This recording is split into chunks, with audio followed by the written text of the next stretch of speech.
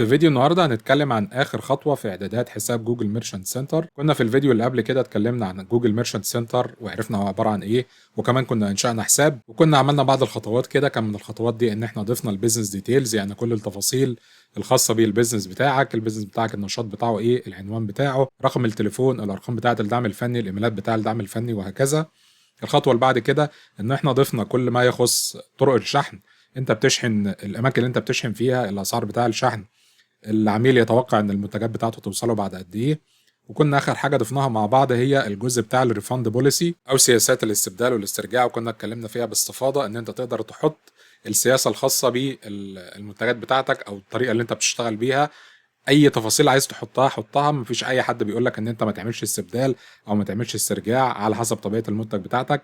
لكن اكدنا ان التفاصيل ديت لازم تكون واضحه كلها في الصفحه اللي انت بتضيفها في سياسات الشحن في المتجر بتاعك. ولو انت حاسس ان الكلام ده يعني غريب شويه او انت نسيت يعني الفيديو كان بيتكلم عن ايه، هسيب لك الرابط بتاع الفيديو السابق اللي اتكلمنا فيه عن جوجل ميرشنت سنتر، هسيبه في الوصفه، تقدر ترجع له عشان تقدر تتابع معانا كل التفاصيل اللي اتكلمنا فيها ديت. الخطوه اللي بعد كده ان احنا هنضيف البرودكت فيد او اللي هو البيانات بتاعه المنتجات ديت، ودي الطريقه اللي جوجل بيقدر يتعرف بيها على المنتجات بتاعتك.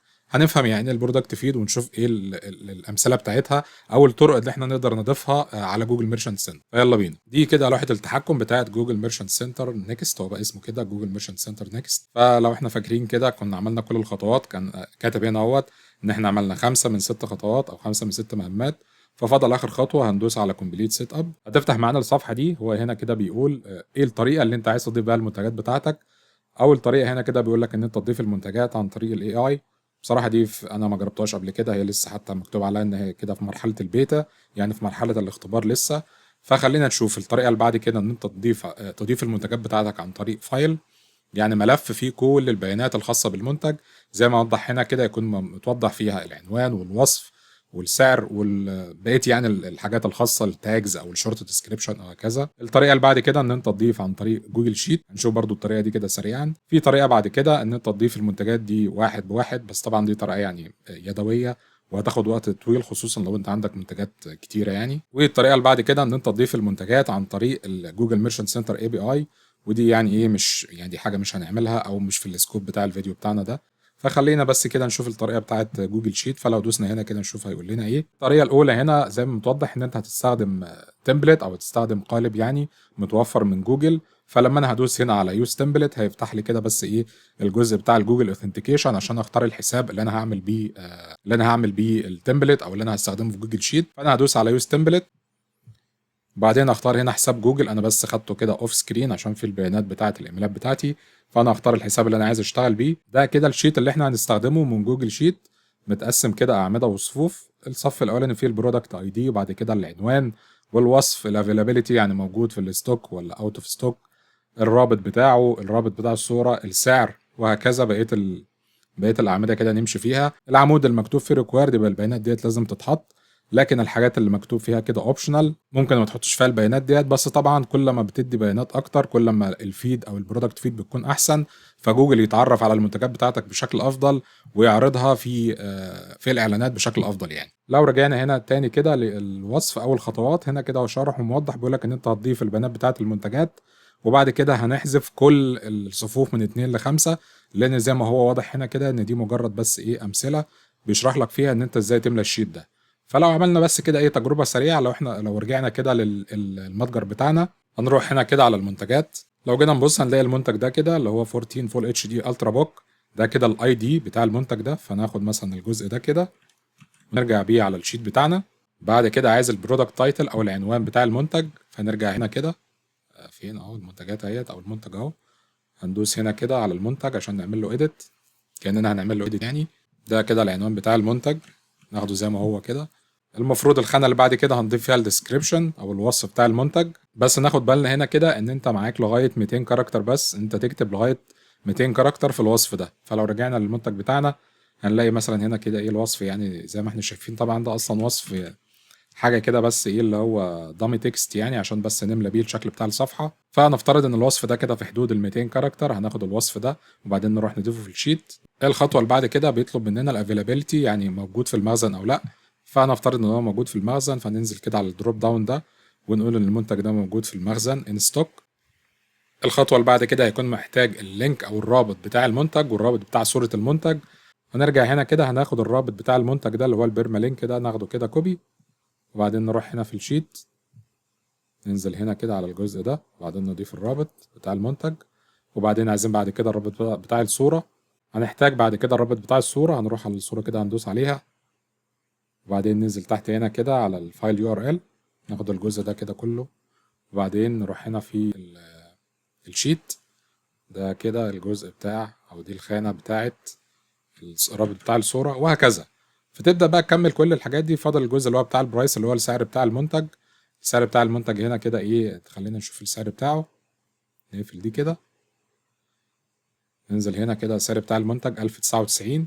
فبرضه نرجع للشيت كده، وبعدين في الجزء بتاع السعر نضيف 1099. وبنفس الطريقة بقى هتبدأ تضيف كل المنتجات بتاعتك واحد ورا واحد كده لغاية لما الأمور تبقى تمام وتتأكد إن أنت ضفت كل المنتجات بتاعتك. هترجع هنا كده على الجزء بتاع جوجل ميرشنت سنتر، وبعد كده تدوس على كونتينيو. لكن طبعا زي ما احنا شايفين إن الخطوة دي بتستهلك وقت كبير جدا. تخيل مثلا انت لو انت عندك 100 منتج ولا 150 منتج، فطبعا الموضوع هيبقى يعني مزعج قوي وهياخد وقت طويل. لكن طبعا هي الطريقه ان انت تضيف المنتجات بتاعتك عن طريق جوجل شيتس دي طريقه من الطرق، فلازم ان احنا نشرحها. لكن طبعا في طرق احسن، فبما ان احنا شغالين على متجر وو كوميرس، فهنعرف ايه الطريقه اللي احنا نضيف بيها البرودكت فيد لجوجل ميرشنت سنتر لو المتجر بتاعنا معمول وو كوميرس على ووردبريس. فخلينا كده نختار ان احنا هنضيف المنتجات بتاعتنا عن طريق فايل او عن طريق ملف. فهندوس على الخطوه دي كده او على الاختيار ده. هيطلب منك هنا كده ان انت تضيف رابط للبرودكت فيد بتاعتك. لكن قبل ما نضيف الملف او الرابط بتاع الملف اللي فيه البرودكت فيد، خلينا بس كده سريعا ايه نتعرف مع بعض ايه هو البرودكت فيد، ناخد بس فكره بسيطه عنه كده. لو رحنا على جوجل ميرشنت سنتر هيلب او الجزء الخاص بالمعلومات عن جوجل ميرشنت سنتر، وهنا كده في تعريف بسيط البرودكت فيد فايل بيكون شكلها عامل ازاي. ده بيكون عباره عن ملف فيه كل البيانات الخاصه المنتجات الموجوده عندك، يعني العنوان بتاع المنتج، السعر بتاعه، القسم اللي موجود فيه، الوصف القصير، قلنا السعر قلنا يعني هو موجود ولا لا، متوفر يعني في المخزون ولا لا، وهكذا. كل البيانات ديت بتكون موجوده في ملف برمجي بحيث انها تترفع مره واحده. لو انت عندك 500 منتج، عندك 1000 منتج، بحيث ان هم يترفعوا مره واحده كده على جوجل ميرشنت سنتر، لان زي ما احنا شفنا الطريقه اليدويه دي هتاخد وقت كبير جدا. فلو نزلنا تحت كده زي ما اتفقنا بيكون اصلا هو عباره عن ملف برمجي ممكن يكون مكتوب بلغه زي لغه الاكس ام ال. ولو نزلنا هنا كده عشان نشوف مثال ليها، ده كده مثال لبرودكت فيد مكتوب بلغه اسمها اكس ام ال.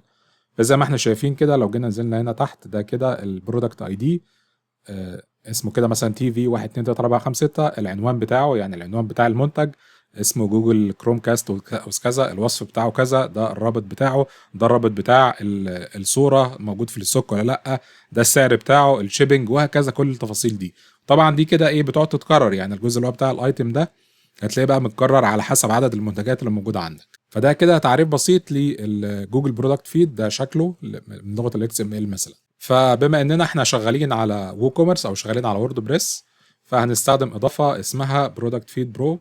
هي اسمها كده برو لكن هي اضافه مجانيه. هتكتب بس هنا كده برودكت فيد برو، وبعد كده تدوس على انستول، وبعد كده اكتيفيشن. بعدين ننزل هنا كده على القائمه الجانبيه، هنلاقي مكتوب هنا كده او ظهر معانا ايقونه جديده مكتوب عليها برودكت فيد، هنضغط عليها. بعدين هننزل تحت هنا كده ندوس على اد نيو فيد. دي كده رساله عشان نعمل ابجريد يعني للنسخه الاليت، بس طبعا احنا مش هنستخدم النسخه دي دلوقتي، النسخه المجانيه كفايه. هننزل هنا بس كده البروجكت نيم، يعني هنكتب كده او الفيد ده هيتخلي اسمه ايه او هنختار له اسم ايه. بعد كده هنختار الدوله بتاع المتجر، احنا كنا اخترنا ان دوله المتجر تكون ايجيبت مصر. هنا التشانل اللي انت هتشتغل عليها هتشتغل على ايه؟ هنشتغل على جوجل شوبينج. بعد هنا كده بقول لك انكلود برودكت فاريشن، بمعنى ان انت لو عندك المنتجات فيها فاريشن، يعني نفترض ان انت عندك بتبيع بنطلون والبنطلون ده فيه الوان، فبيبقى موجود منه اكتر من لون واكتر من مقاس، وطبعا ممكن يكون اصلا الاسعار مختلفه لكل فاريشن منه او لكل تفصيله منه يعني. فلو انت المنتجات بتاعتك فيها الكلام ده تقدر تضيف الجزء ده. يعني بقيه الاعدادات دي مش هتكون مفيده معانا في الحاله بتاعتنا دي كتير يعني. الفورمات بتاع الفايل هيكون اكس ام ال، هنسيبها اكس ام ال زي ما هي. هنا الريفريش انترفال، يعني المفروض يعمل ريفريش للفيد ده كل قد ايه، فيعني ممكن نختار انها مثلا تبقى يعني خليها كل يوم مثلا. وبعدين هنا بيقول لك ان انت تحذف المنتجات اللي ما عملتش مثلا مبيعات في خلال كام يوم، فيعني برضو الاختيار ده مش هيفيدنا هنا قوي، فهندوس على سيف اند كونتينيو. هنوصل بعد كده للصفحه ديت. ده هنا كده بيقول لك يعني ايه الفيلد او الحقل المطلوب في جوجل شوبينج، او الاتريبيوت المطلوب في جوجل شوبينج، والقيمه المقابله ليه اللي موجوده هنا جوه المتجر. فيعني في الاعدادات دي في شويه اعدادات متقدمه، لكن احنا هنسيبها بالشكل الموجود عليه، بالشكل اللي هو الافتراضي ده. وبعدين هندوس على سيف اند كونتينيو. ده الجزء الخاص بالكاتيجوريز او الاقسام الموجوده عندك في المتجر. برضو هندوس هنا كده على سيف اند كونتينيو. بعدين هنا كده ده كده زي فلتر، بتعمل شويه فلاتر يعني جوه الفيد بتاعتك ده، شويه اشتراطات كده، بس ده برضو يعني ايه بره السكوب بتاعنا دلوقتي. فخلينا ندوس على سيف اند كونتينيو. في الخطوه دي بيعرض عليك ان انت تعمل انيبل لجوجل اناليتكس، فيعني خلينا نسيب الاعدادات الافتراضيه زي ما هي، وندوس على جنريت برودكت فيد. هيظهر معنا هنا كده الحاله بتاعتها ان هو بيعمل بروسيسنج، ان هو بدا كده يجمع بيانات عن المنتجات الموجوده في المتجر بتاعك. خلاص كده العمليه تمت، الحاله بتاعتها بقت ريدي، يعني ان هي كده جاهزه. لو دوسنا هنا كده عشان نفتحها في تاب عشان نشوف الشكل بتاعها عامل ازاي، زي ما اتفقنا كده هتكون مكتوبه باللغه اللي هي بتاعه XML فايل. هيفتح معانا كده الملف زي المثال اللي كنا شفناه، ملف بلغه XML. هنلاقي كده مكتوب الايتم اهوت، ده الايتم الاولاني الاي دي بتاعه 1559، وده كده التايتل او العنوان، وده الوصف، وده الوصف القصير، وده الرابط بتاع المنتج، وده الرابط بتاع الصورة، الأسعار بتاعته، الافيلابيلتي، القسم، وهكذا. هنرجع هنا بقى كده هناخد الرابط ده كده الرابط بتاع الملف اللي هو بتاع البرودكت فيد فايل، نعمل له كده كوبي. وبعد كده نرجع على جوجل ميرشنت سنتر. هنا كده بيظهر الاعدادات ان ده كده هيعمل ريفريش او اي ابديت. انت الجزء ده كده بيوضح، او المعلومه دي كده بتوضح ان انت لو عملت اعدادات في الفيد ده، يعني جوجل ميرشنت سنتر بيعمل زي ريفريش كده، او بيعمل ابديت كل 24 ساعه. فلو انت عملت اي ابديت في خلال 24 ساعه هيسمع في جوجل ميرشنت سنتر. بعد كده هننزل تحت هنا كده وندوس على كونتينيو، فبتظهر معانا الرساله دي ان كده السيت اب بتاعك كومبليت، الخطوات كلها تمام. وبعد كده بيظهر عندك كده كام اوبشن ان انت ممكن ان انت تضيف حاجه خاصه بالسياسات بتاعه الشحن والاستبدال والاسترجاع بتاع المتجر بتاعك او بتاع البيزنس بتاعك عموما يعني، او ان انت تعمل فيو للبرودكتس، او ان انت تعمل ربط مع حساب جوجل ادز. فخلينا نشوف الخطوه اللي هي بتاعت فيو برودكتس. هتفتح معانا الصفحه دي كده. فزي ما احنا شايفين هنا طبعا مفيش اي نشاط خلال اخر 28 يوم، لان احنا لسه ضايفين المنتجات بتاعتنا اصلا. ويأكد على كده كمان ان في رساله هنا كده بقول لك ان المنتجات بتاعتك بيتم اضافتها. طبعا لسه التيم بتاع جوجل هيبدا يبص على المنتجات ديت ويتاكد ان الوصف بتاعها مظبوط، وانها يعني ايه منتجات مناسبه ان انت ينفع تشتغل عليها على جوجل ادز. فالموضوع هياخد شويه وقت على ما المنتجات بتاعتك تظهر هنا في جوجل ميرشنت سنتر. ولو رجعنا هنا كده على الصفحه الرئيسيه او الاوفر فيو، هنلاقي موجود هنا كده الجزء الخاص بالمنتجات، ان المنتجات اللي تم اضافتها 35، الابروفد 0 والليميتد 0، نوت ابروفد 0، والاندر ريفيو 35. فطبعا زي ما قلنا لان المنتجات لسه احنا ضفناها دلوقتي، فهتاخد شويه وقت كده على ما التيم بتاع جوجل يبدا يراجعها ويتاكد ان الامور تمام، وبعد كده تبدا يحصل لها ابروفنج يعني واحده بواحده يعني. فنراجع مع بعض احنا عملنا ايه. احنا اتعلمنا ازاي ان احنا نضيف المنتجات لجوجل ميرشنت سنتر عن طريق جوجل شيت، وقلنا ان الطريقه دي طريقه يدويه وبتاخد وقت او هتاخد وقت طويل، خصوصا لو انت عندك منتجات كتير. والطريقه الثانيه ان احنا نضيف برودكت فيد. في الحاله دي احنا بنستخدم متجر معمول على وورد بريس، الوو كوميرس يعني تحديدا. برضو بنفس الطريقه لو انت شغال على شوبيفاي هتلاقي برضو في ابلكيشن اللي هو موازي يعني للبلجن في الوورد بريس، برضو بيساعدك ان انت تعمل